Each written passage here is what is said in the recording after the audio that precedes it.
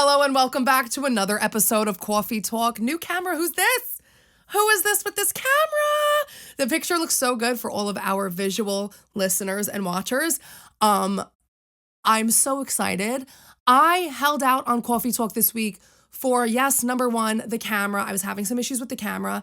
And number two, the Grammys. I was like, there's no better way to have this next episode than dedicating the entire episode to all of the stuff that happened at the Grammys, the winners, the losers, the snubs, the Beyonce, Sensory, and Kanye West of it all. I have so much to talk about. Also, I performed on Saturday, and there was a very weird experience that I had with somebody. Very weird experience I had with somebody there, which I will discuss. I uploaded a bit of a video on it on TikTok, and I can't even explain to you. I wanted to punch this girl in the face, but I didn't. I don't even think I told Dano about this, which I have to. But let's get it started with what am I drinking? You guys, look at, she's crystal clear. I am drinking, which is my go-to drink, Bombay Sapphire gin and seltzer. Well, usually my go-to drink is a dirty gin martini, but we don't have this today. But I'm a big gin girl. I love gin, love Bombay Sapphire. And I got some blackberry flavored seltzer because that's so cute. That's hot. Also, my hair, if you can see it, look how long it's getting. It's getting long, and this is my natural hair texture. This wave, I always wanted to look like Reggie from Rocket Power, the girl, and now I do. And I'm feeling big love for myself right now, and I hope this is radiating through your sound waves, and hoping that you can love yourself too. I feel good. I feel healthy. I feel pretty. I rested all day yesterday, all night last night. I feel good. I feel rested. But we have a lot to get into right now, so let's dive in. I do think next week I'm going to touch a lot on the Justin Baldoni and Blake Lively thing because I tried my best to not get involved, guys, but it is just a bombshell of a story. So next week we'll touch on that, but today is all about the Grammys. And first off, let's start off with a really powerful affirmation. This one's going to be really personal to me because the Grammys just... in past years, I hated watching them because I felt like I've gone through such a weird journey with like my own career that I'm like, oh, I can't believe I'm not there. You know, I have friends that are at the Grammys. I have friends that are nominated for the Grammys, and I always feel down on myself. But this year, this is going to feel like a personal affirmation, maybe for me and maybe for you if you have similar aspirations as well. But this affirmation is, I'm so excited to be at the Grammys. I'm so blessed that my music is heard and heals millions of people. And that's my affirmation because I am blessed. And you know, it sounds crazy to say now, but in the past, I always thought it was crazy to even think of having 500,000 followers, and I have 500,000 followers now, so it doesn't even matter. You know, you got to say what you feel. So that's what I feel. And congratulations to all of my friends that were nominated. And let's dive the fuck in. I'm ready. Okay, we got to talk about the Kanye West and Beyonce Sensory of it all. I'm sick. I'm sick and tired. You know what I'm sick and tired of? People obsessing and apologizing for him. Knock it off. Knock it off. How much more do we need to see of this man behaving the way that he behaves before you can be like, oh, that's actually a terrible human being? It's amazing how everybody is like this women empowerment advocate because Beyonce Sensory had her naked body on the red carpet. Everyone's like, oh, well, nope, she's her own woman. I'm sorry. If she was standing there alone, you would say she was the biggest whore you've ever seen. So for those of you who don't know, Kanye West is married or fake married, who knows, married to this woman named Beyonce Sensory. She looks just like Kim Kardashian. Shocker. Ha. Okay. She was a creative director. She's kind of an artist in her own right. I believe she's Australian. She's always had this sexual branding about herself. That's not weird. That's not different. That's not off. So did Kim. That's fine. Kim, obviously we met Kim when she was far more naive. She wasn't as big of a boss bitch as she is now. But, you know, sexual empowered women, we love to see it, right? Now, Kanye has always been known to be very controlling about the women that he's with and what they wear and how they act and what they do. He wants them, he uses them as an accessory and as a tool to promote him and his brand and his art. And Julia Fox details this. Julia Fox has said many times, you know, I couldn't give him what he wanted. He wanted somebody to be available to him 24 hours a day. I have a child. Like, he wanted this. I needed to be like this. You know, we've seen him. The way he treated Kim was horrible. She's better than me because I would have dragged him. But I'm sorry, I'm going fast. I'm very hyped up about this topic.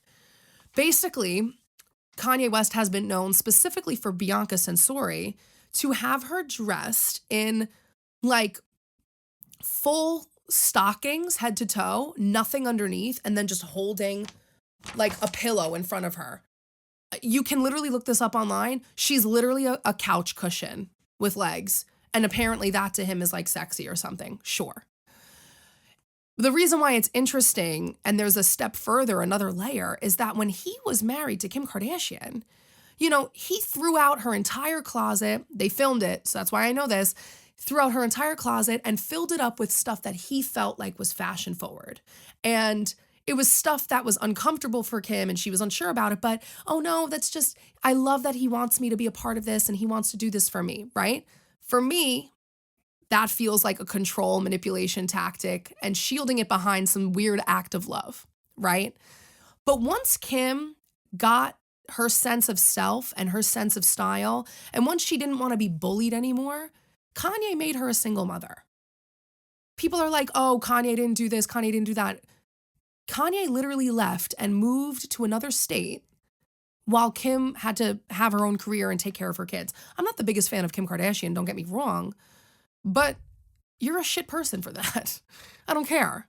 You're a shit person for that. So he would have these moments with Kim Kardashian where he would tell her, I don't like the way that you're dressing. After he made her into this bombshell sex pot, he then turns around, and it's on the Kardashians, you can see it, and goes, I don't like the way that you're dressing because I'm your husband and you need to respect me as your husband. And Kim's like, what? We've been planning this for weeks and now you want me to change it and change my whole team's plan because all of a sudden you're my husband? So for him to go and be overprotective about what she wears and who she is, based in his faith, by the way, right? Based in his faith, to now have this new wife or girl and literally have her be naked on the Grammys carpet, not only on the Grammys carpet, but literally everywhere. She's naked everywhere. Literally have her be naked is weird. It's weird to me. And I never want to, it's hard because immediately I'm like, this is sexual abuse. I made a video last year calling this out for sexual abuse, saying, watch, in a few years, she's going to come out with a book and say, nobody helped me, nobody helped me, nobody helped me. Watch, I'm telling you, she's going to say something in 5-6 years, right? And it's, and everybody's like, no, but it's just Ye. That's just who he is. It's just Kanye. The man is openly mentally ill and has openly stated that he does not want to take medication because it gets in the way of his art, which as an artist, we know many persons, many a people, okay, that always love to say, I'm not going to take my medication because it gets in the way of my art. That's a manipulation tactic, okay? That's not healthy thinking. To see him parade this woman around as his own personal rag doll and her not understand, you know, she's under the impression and other people are under the impression that this is like, she's doing something so interesting and different. Baby, you're the butt of the joke. You're the butt of the joke. Nobody's looking at you and being inspired. It's a gimmicky shock factor. You're NAKEY? Oh, Bianca's NAKEY. Whoa. So crazy, inspirational, cool. Kanye West, the God's prophet, has a NAKEY wife on the Grammys red carpet. Wow. Wow, what a stance. Give me a break. I mean, try harder. Do something different. I'm sorry. Like, Kanye West, yeah, he's one of the greatest music producers of our time. So your wife's got to be ass naked, titties out on a Sunday night, the Lord's Day, mind you? Come on. The way that people are defending him online and defending her is very odd to me. Watching so many men be like, oh, she's sexually empowered. I'm sorry. We've been screaming this at you for decades. Oh, women have the right to their own body. Women can be sexually empowered and sexually fluid. We're grown women. Stop telling us what to do. But now all of a sudden, when she's on a red carpet standing next to a man that you yearn to be, now all of a sudden you're a women's empowerment advocate? Are you really inspired by her empowerment, or is it because there's a man standing next to her having her represent him? What is it? Because make no mistake, if Bianca was on that red carpet alone, and let's say she was promoting anything of her own, matter of fact, Charlie XCX got up on that stage last night as the last performer of the night, and she was dressed in barely anything, right? Looked fantastic. But go look at what men are saying about her online. Go look. But she was promoting her own stuff.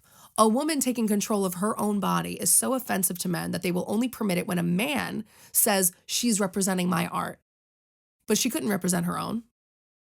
I mean, J-Lo wore a plunging neckline in 2002 or 2003 or whenever it was, 1999, and people said she was a whore. They went nuts. This girl, yeah, it's a shame. And also, like, we don't need to normalize all this. Sorry. That's the truth. That's the truth of it all.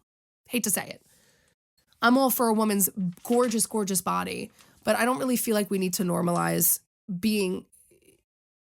Women's bodies still are sacred if they're within our own power. It's really, really sad to me. There's only so much I can talk about this one, so we're moving on. Let's talk about the winners and the losers. People are upset at Beyonce winning Album of the Year. Can you believe that? I know that there's a lot of people upset about it, and you know what? Let me bring some nuance to this conversation. I listen to Cowboy Carter. When I say I think it's a fantastic album, I do. I think it's a great album. I think it is beautifully produced, obviously. Vocals are incredible, obviously. People saying it's not country, it's like a mockery of what country is. That might be your opinion. I think it's subjective. I'm not a country music listener, so I don't really care. But I don't think she won for the music part of it. I think she won because of everything that she's done through this record. I listened to it once straight through, and I didn't really go back to it because it's not my style of music. But there's a lot of people who love country music. And if you've ever, did you even listen to Shotgun Rider or American Requiem, or like, these songs were unbelievable. And people saying, oh, it's not a country album, I'm a little confused because Casey Musgraves is known for having very genre-bending albums. Her albums are not always full country. Star-Crossed was not a full country album. People were even saying that about what was that? What was her full album? Golden Hour? Let's look this up. Golden Hour 2018, and she won Record of the Year Album of the Year for that. People saying, "Oh, well, it's not real country." Post Malone started out as a folk artist and then went into rap and hip hop and then came back. People are allowed to change genres. I saw somebody online say, watch, now she's going to go into EDM like Renaissance doesn't exist. Renaissance Renaissance really should have won Album of the Year more than anything. I think my issue with this Album of the Year is not that she doesn't deserve it, because she as an artist is just so long overdue. Renaissance should have won. Lemonade should have won. Beyonce should have won. So many of her albums were a shoo-in for the win. It's insane to me how people didn't vote that in. But this one was the one where I could have watched it go to somebody else. I thought Charlie XCX should have won Album of the Year. Billie Eilish is also a great contender, but I really wanted to see Charlie XCX, I think, out of anybody win. I think it would have been a great moment. But Beyonce's, it's her turn. It's her freaking turn. And also Charlie XCX still got a moment of having her own turn because this is Charlie XCX's 6th studio album release. And she won her first Grammys last night. This is also super inspiring for me. I don't feel behind at all, which is nice. Yeah, crazy. This is absolutely crazy that people are this upset. But I do urge people to like, what is with the double standard? What is with the double standard? Casey Musgraves, genre bender, not fully country.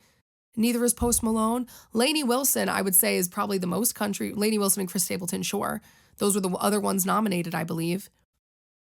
I still think, yes. I would have loved to see Charlie XCX win Album of the Year, but Beyonce deserves it. It's been a long time coming. I'm pissed she got it for this album, but it's been a long time coming. We need to talk about the best new artist category, though, because I don't know if I've ever seen a best new artist category so stacked. Like truly, truly stacked. I think last year they had Anita in there. And they had a few other people. They had Victoria Monet, Anita. I always knew Victoria Monet was going to win that Grammy. I think she's unstoppable. She's incredible. This year, though, there was only one artist in there that I had never listened to or heard of. Who did we have in the best new artist category? Ray, Chappell Roan, Teddy Swims, Doechii, Benson Boone. Oh my God, am I alive? Benson Boone, Shabuzi, and then there's an artist, I cannot pronounce their name. I don't want to be offensive. Kruang. Okay, so a stacked category. Benson Boone had like the most streamed song of the year. Shabuzi had a massive, massive song of the year. Summer double shot of whiskey.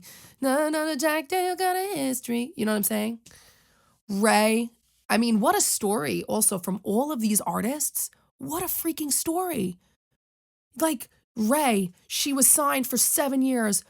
Label wouldn't let her release her album. She releases it. It goes #1 in the UK. She's got one of the #1 songs in the world. Oscar-winning Tears is huge. All these other songs are huge. Teddy Swims, massive. His album is, I mean, it's on repeat for me always. Chappell Roan, biggest album of the year. Doechii, show-stopping in terms of, she won Best Rap Album of the Year. Nobody deserves that more. Oh, that's so great to see a new artist win Best Rap Album of the Year. And I mean, really just so stocked. And what they had a segment where every single one of these artists and acts performed, and they were all great. Not a single one missed.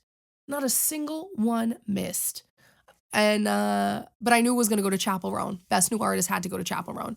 It's just so interesting also to see like this intersectionality of like people being so unaware of the successes of certain artists. I saw so many people online last night say things like, I've never seen Chappell Roan once in my life. The girl had the biggest audience of Lollapalooza ever. I only just learned about her last year and I became obsessed with her. I felt like everybody only just learned about her last year. I saw her performance at Coachella.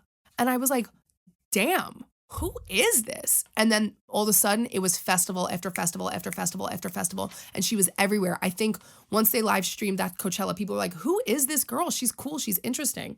I think that that's what happened. Oh God, that was unreal. Unreal. But yeah, she deserved it. Also people saying like, oh my God, like, did anybody even listen to Beyonce's album? Yes, people listen to Beyonce's album. Yes. Okay. Everybody's saying, oh, well, you know, Billie Eilish had she had 300 million more streams than Beyonce's entire album.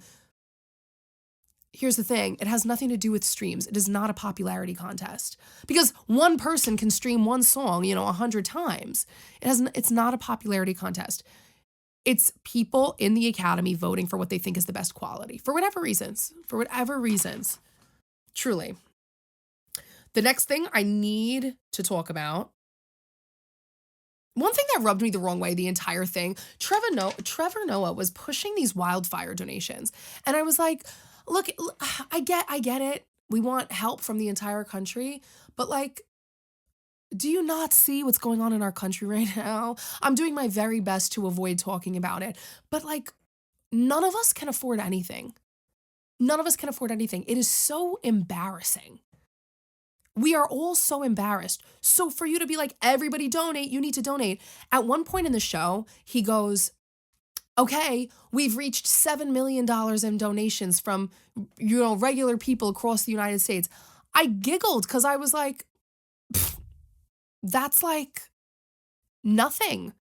For the first row at the Grammys right now, they can all pay that right now between three of them. What do you mean? $7 million is nothing. Nothing for those people. Beyonce, Taylor Swift, between the two of them, that's like a regular Friday. That's a night out with the girls.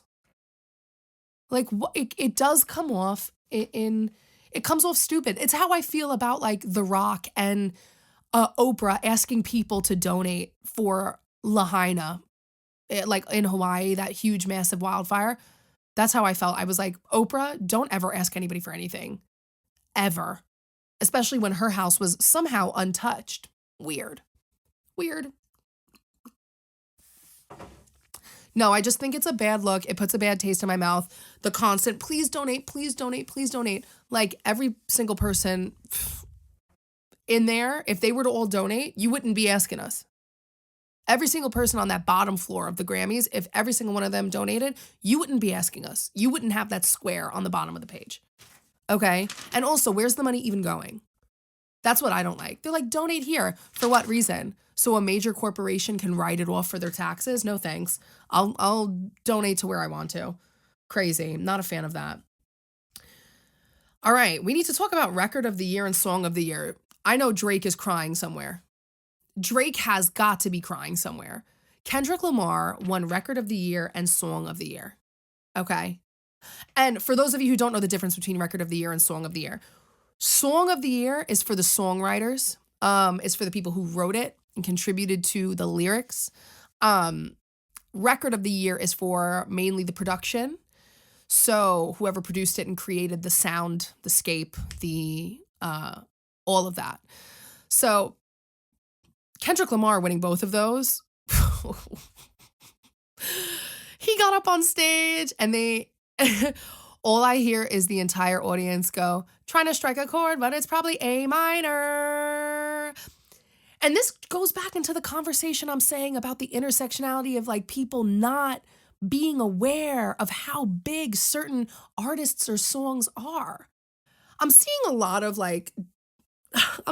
people saying like, oh, the song, like, They're Not Like Us is not even that big of a song. Like, I can't believe that one. I'm like, oh, you don't have any friends of color. That's what that sounds like to me, babe. I'm like, oh, you hang around your space. I see. But that goes the same with like everybody who's like, who the hell is Chappell Roan? I'm like, oh, you have no gay friends. You have no gays. Okay. You guys got to get out more, babe. I don't know what to tell you. Who the hell is Chappell Roan? She's like a lesbian superhero. What are you talking about? Who the hell is Kendrick Lamar? Why is this song so important? Oh, but damn, Drake, he's got to be feeling the heat on this. He must be feeling the heat on this. This is tough. Okay, song of the year and record of the year is a song calling you a pedophile. It's calling you a pedophile. The cover art for the song is a picture of Drake's mansion with like one of those apps that shows where, oh my God, one of those apps that shows where like a predator is in your neighborhood. They edited like 20, 30 of them on like a GPS picture of Drake's mansion. That's crazy. That's crazy work. Crazy work. So he's somewhere hiding. He must be. He shall for a very long time. I'm sorry. I do love Drake, but why would you pick a fight with him? And you know what I loved out of that entire rap battle? That entire rap beef? Because it tangled so many people into it. J. Cole is such a class act to me. J. Cole got into it with Kendrick, and that's like the two gods disagreeing because the two of them, you can't top them when it comes to rap. Like they're the best ones in the game right now. And to hear the two of them beefing with each other was so heartbreaking. But J. Cole got on the mic at a concert and basically said, like, that didn't sit well in my heart. I took the song down. I was like, damn. Ugh. What a good guy. I don't know. Such a good guy. So the performances last night at the Grammys, I have to say, easily some of the best performances I've seen. There's been some misses for me, I feel, at the Grammys, but this year, I feel the last few years the Grammys have gotten progressively better and better and better and better. Truly, I would say over the last 3 or 4 years, ever since the pandemic. Once the pandemic happened, they had that really horrible Grammys where like everybody was like outside. Very weird. The Grammys really just kind of started upping their game. And the performances last night, Doechii was incredible. Sabrina Carpenter, I thought, was very, very good. She kind of gave me, I don't know if you remember when Ariana Grande, maybe it was 2014 or 2015 when she performed at the Grammys, but she did Focus on Me. And she kind of came out in a similar outfit, in a similar, like, you know, jazzy 1950s rendition in the beginning. So that was really cool. But Sabrina Carpenter, I just thought, like, in terms of performance, she was on. Doechii, she was on. Chappell Roan, I thought she was on. I think Chappell Roan is more of like, she performs to the audience, but in terms of choreography, it's simpler because she's got a lot going on her stages. But wow, the performances were just truly incredible. My favorite one, I think, is Charli XCX, though. Charli XCX had, oh God, it was so party girl. It was so dope. She comes out, Alex Consani, who was just named Model of the Year. Alex Consani, supermodel, walking down with Gabriette, other supermodel. If you don't know who these supermodels are, go look them up. It's so funny because Gabriette is a supermodel, and then Amelia Gray is another supermodel, but they look very similar. And I was like, oh my God, that's Amelia Gray. And then I was like, oh shit, it's Gabriette. Like, very hard to tell them apart, for me at least. I hope that's not offensive to say. But Charli XCX just doing her thing, grabbing champagne, throwing it to the side, comes out and is like, she brought like the Lower East Side and Bushwick, Brooklyn and freaking Maspeth like to the Grammys. It was a crazy sight to see. And I'm like, damn, I gotta get my ass to Brooklyn soon and like go to like Brooklyn Mirage or something. I'm dying. Like, it just made me want to go so bad. So, I don't know. It was amazing. I loved her performance. I also thought it was really daring. You know, like people could easily talk trash about that. Good.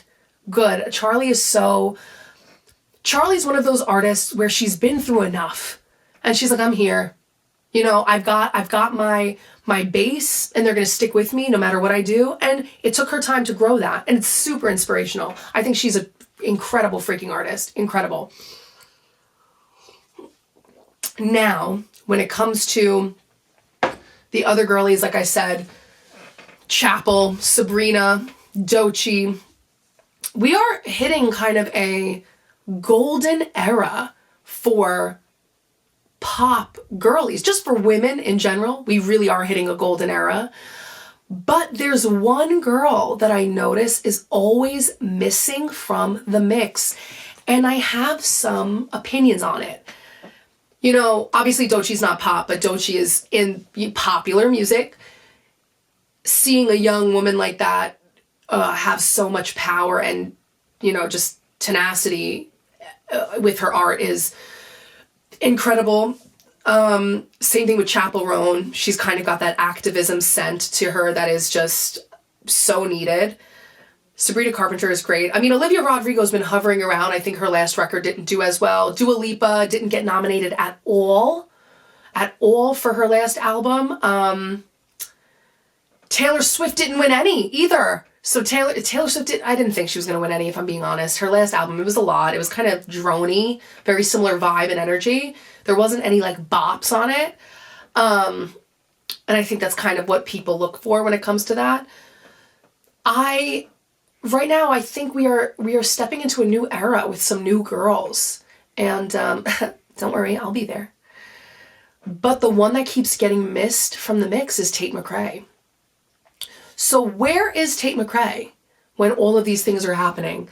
I know Tate McRae, I don't think she wasn't nominated for any Grammys, so it's better to obviously not go. But why is she missing the mark? She's been in the music industry for a minute. I know that this is such a stupid reason. I know that this is such a stupid reason, but it has to do with branding.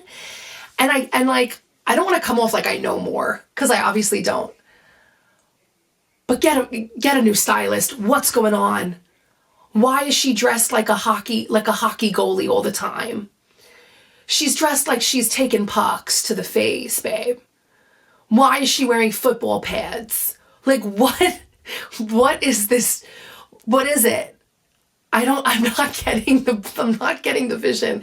I think they're trying to like invent something, because I get it. Like, they're trying to invent something new and interesting, because Sabrina Carpenter, she's got a set vibe, but it's not something that hasn't been done before. You know, Chappell Roan is going a direction that's obvious, you know, it's her own, it's very drag, but it's still somewhat of something that energy has been captured before. I think with Tate McRae, they're like kind of trying to go Britney, but like a sporty spice Britney. I don't know. Like, every time I see her, she's like got these basketball shorts like hanging out of like and the corsets are not fitting her right. Oh gosh, I want to talk to her stylist, because even with her dance moves, she's wearing these like corsets that look thick and they don't look like they fit her right, and they're bending and molding every time she, like, I don't know, pop locks and drops. And it gets me so mad, because I'm like, the girl's body's sick. Like, why are you putting so much fabric on her? You know, if you want to go sporty, give her like a sexy sports bra, sexy top like that. Hold the girls in and let her dance it out. But I don't get it. And I think the music is not quite there yet. I love it. I feel like it's almost as dancey and like clubby as Charlie XCX, but it's a little babyish. I don't know how to explain it. Like, I think it's her voice just sounds like a little baby, and it's hard to like dance to that. I don't know. I could just be coming up with these things on the spot. But she's somebody where if you give her a stage, she's gonna blow your mind with her ability to move. I really think that she deserves that shot. I think that she could have performed at the Grammys, but she wasn't nominated for anything. And I do know that she tried to be eligible for Best New Artist, but I don't think that she was. Oh my God, if she was in that category, craziness. That would have been nuts. Wait, hold on. Was Sabrina Carpenter in that category too? Wow. So I didn't even mention her before. But yeah, for Best New Artist, Ray, Chappell Roan, Teddy Swims, Doechii, Benson Boone, Shabuzi, Sabrina Carpenter, and the other artists that I don't know of. That's a crazy lineup. That's a wild lineup. Wow, that was a dogfight. I mean, Chappell was going to come away with it. It was going to be between Chappell, Ray, and Sabrina, for sure. But yeah, Tate McRae missing from the bunch, missing from the group. Something is missing and something's not locking in for her, but I don't know what it is. Because, and I do think it's the music, because she can dance. She's got the dancing down. One thing that people are really arguing about is online. I think of the green Powerpuff Girl, and I immediately think Billie Eilish. And people are really arguing like Billie should have won Album of the Year. And Billie, I don't think, came away with anything. Taylor Swift didn't come away with anything. A lot of people got snubbed, but are they snubs? Let's be honest. Billie, I know that she probably cared a lot about this album. That's what people are saying. She cared a lot about it. Not to compare, but like Beyonce cared a lot about Lemonade. She cared a lot about the self-titled. She cared a lot about, Renaissance. Like, these were smash, beautiful pieces of art, smash hits. And Billie Eilish, her first year being nominated for Grammys, she swept all 4 major categories. Swept them. Best New Artist, Record of the Year, Song of the Year, Album of the Year. I think she's fine. Like, I think she's okay, guys. You know, I know she probably wanted the Grammy, but she's still a Grammy-nominated artist. You don't become like a more Grammy-nominated artist, because unless you're Beyonce, who has the more Grammys than anybody, unless you're her. So I think she's fine. The Grammys to me felt like a fantasy of what America should be. This is gonna sound corny and make all of your eyes roll, but it is kind of what America should be and should feel like. We had so much diversity. We had so much incredible talent. Not a single person that got on that stage did not deserve to be there performing. Every performance was on lock. Okay? So much unity, good conversations. There's a message and a mission, especially for the wildfires, even though, like, stop asking regular people to donate when you have more money than God. But it just felt like, wow, if we didn't have all this other garbage going on around us, we could really feel different. We could really be a great, this sounds crazy, we could really be a great country. And I don't want anybody to be like, wow, you hate our country. I love our country so much that I can be frustrated with it. And I think that that's valid. And I also have to say, a lot of people saying Beyonce's album, just to circle back, a lot of people saying that Beyonce's album, oh, it's not real country music. What is real country music to you? Because every bit of production, every bit of instrumentation, the chords, the cadence, it was country. So what's not country about it to you? Because it seems as though it's the same conversation when Lil Nas X did a country song, Beyonce did this country album, and Shaboozey. People seem to have the same feeling and trope when certain artists release country music. And what is the difference between those artists? I'm not saying nothing. I'll let you fill it out. But to me, there seems to be a very obvious trope. But at the end of the day, it's still a Beyonce album. That's probably first and foremost. It's a Beyonce album. And like I said, I do think she deserved to win Album of the Year. Do I think it should have been this album? No, I think they're about 10 years too late. But we made it, and she's got it, and we're good. Ugh. Wow, the Grammys, what a trip. I performed the other night, and I guess I'm in my music bag again, thank God. And, I have to tell you guys this funny story to round out the episode. I was singing the other night at Winnie Said up in Harlem, and I'm singing with my guitarist and doing great. Like my voice felt so good. It felt so clean. It felt so crisp. And I guess my almost so clean and crisp that I was like, whoa, like she's doing things that I'm not used to her doing. So I was like, oh, I got to really get in control here. Cause I was going cray cray. And people start piling in, and all of a sudden everybody's phones are out, and we're getting, a rise out of people. And there's a break of our performance.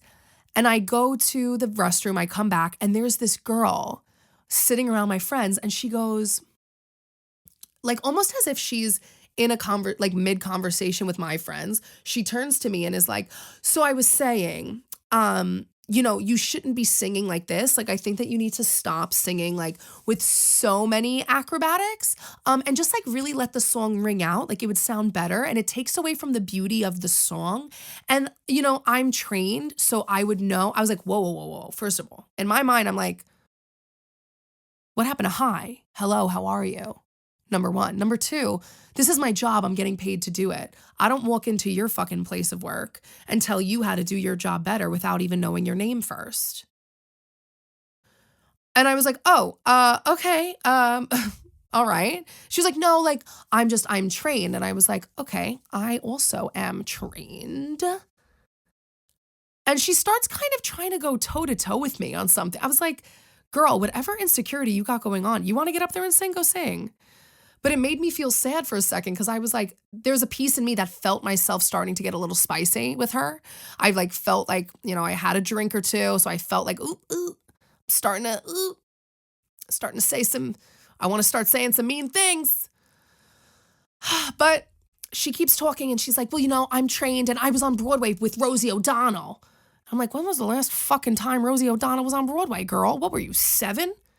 You're taking your 11-year-old experience to tell me how to sing at a cozy little venue, cozy bar? What are you talking about? This is happy hour Saturday sessions. Like, we're doing a fun gig.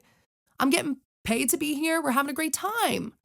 And she, I tried to explain to her, like, yeah, we're all trained here, because next to me was a table of a bunch of performers. So I was like, yeah, we're all trained. I was like, yeah, I was classically trained. I have my own recording studio. And she was like, oh, what do you mean? And I was like, yeah, I have my own studio. She's like, oh, here? I was like, yeah. And I feel like she just wanted me to be beneath her so bad. And it got to the point where I was like, oh. She's not feeling she's not feeling happy with where she is in life. And so the only way for her to connect with what she feels like she should be doing is to go up to somebody who is doing something that she feels that she can do better and bog them down a little bit so she can have power over them. And it made me sad, because I was like, that's a sad person that isn't doing what they want to do. She's not doing the things that she wants. She's not achieving the goals that she once set out for herself. And I could have flipped out on her, and I could have been nasty to her, and I could have had an attitude with her. Or I just let her vent, and I let her feel that power. But I said to one of the waitresses, like, yeah, this girl just came up to me and said that, and she doesn't want me to riff anymore. And she was like, what? She was like, I've been dying to hear you riff more. Your riffs are so good and clean. I want all the riffs. And it's so funny, because I could have gotten back up on that microphone and like altered the way that I sang, because somebody made a negative comment. I mean, many negative comments, if I'm being honest, many. She was also like a little tipsy, but like I could have gone up on that stage and like taken that to heart, or I could have chosen, which is what I did, to take the positive comments to heart. I took the comments of my peers and people that I admire. I'm not going to listen to the advice of somebody who's not in my position or in a higher position than me. Not going to listen to it. So I hope I can leave you with that. Don't take advice from anybody who's not in a position that you want to be in. Go seek advice and mentorship from people that are in positions that you yearn to have, and learn from them that way. But if somebody gives you a negative comment, why would you take that to heart if they've never done what you're doing, or if they're not doing what you're doing? That's them projecting their thoughts, feelings, and insecurities. And I was like, I could pop off on her, because I did kind of want to curse her out a little bit, just to tell her, like, you're being fucking rude and I don't like it. And, just smile. You're being fucking rude and I don't like it. And I don't think that you should say that to people, because also at the end of the day, if she was a performer the way that she says she is, she would never go up to another performer and say that. That is not how we conduct ourselves amongst our peers. Her saying like, I've been trained. So has every bitch in New York, honey. So has every waitress in New York, okay? Every waitress you know. And if she was my peer, she would never come up to me and say that. And then at the end of the conversation of her giving me her negative pointers, because she told me, she was like, I'm just giving you pointers from a director's point of view. And I was like, oh, you're a director. And she's like, no, but I've worked with them. I'm like, okay. At the end of the conversation, I said, and what's your name? Could you imagine? She got so much to say and didn't even introduce herself. Why don't you say it with your chest next time? Put a name tag on you. What are you talking about? And it got to a point where I was like, oh, honey, you don't realize you're an audience member. I was getting really pissy. And I was like, ooh, hold it back, Diana, hold it in. Be class. Because you're not Diana, living uptown girl Diana, okay? You are aspiring to a higher level. You are elevating yourself. And that is low vibrational frequency, causing an issue with somebody who is clearly a sad person. And I said, when I'm selling out stadiums, when I'm selling out big shows, am I going to do that? Am I going to be nasty to somebody because they say something mean to me? Absolutely not. No. And on that note, continue to walk in the energy that you see yourself having at your highest moment. Okay? You see yourself in that new job. How does that version of you in that new job act? I see myself performing in front of bigger audiences. So how does that version of myself act? What do I do in the morning? What's my morning routine? This is things I'm working on, things I'm sharing with you. And it's things that we can do together. And this has been our Grammys recap episode. Oh, and my predictions for next year. I have one prediction for next year. I'll keep it short and sweet. I think Bad Bunny is going to sweep the Grammys next year. Bad Bunny's album is going to sweep the Grammys next year. I'm going to say he's definitely going to win Best Latin Album. He's going to win Best Album of the Year. I 1000% he's going to win Album of the Year. Mark my words. I love you guys so much. Make sure that you like, follow, share. I am performing live March 27th at Chelsea Table and Stage, my first full concert. And we're selling live stream tickets. So even if you can't make it there in person, you can make it there in spirit. This has been another episode of Kawfee Talk. Thanks for enjoying your cup of tea, your cup of coffee, or a freaking martini. And I will talk to you later. Love you. Bye.